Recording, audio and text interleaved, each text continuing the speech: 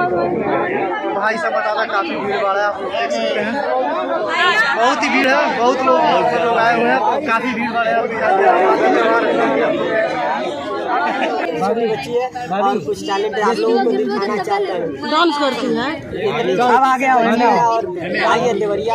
और इनके चैनल को क्या नाम है बेटा? आपके चैनल का सौर्या सिंह। इनके चैनल क्या वीडियो डालते हैं? डांस, शॉर्ट वीडियो डालती है। तो शॉर्ट वीडियो से क्या डांस वीडियो शॉर्ट वीडियो से क्या कमाल है? उसी से सिखाया क्या करना चाहिए? रुको ना, बता दीजिए क्या कोई वीडियो बनाओ, ब्लॉग वीडियो बनाओ, जो आप पढ़ाई करते हो ना, पढ़ाई वीडियो करो, बनाओ कि हेलो फ्रेंड देखिए आज हम स्कूल जा रहे हैं, हेलो फ्रेंड आज देखिए हमको टीचर ने 4 डंडा मारा, हेलो फ्रेंड आज हमको देखिए हमारी टीचर ने हमको नागिन बन के मारा।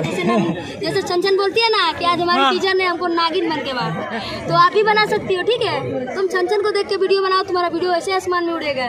ठीक है, आप लोग आई हैं, ये आज हम आरती के साथ मुझसे मिलने के लिए फोटो लेने उसी में निकाल लीजिएगा।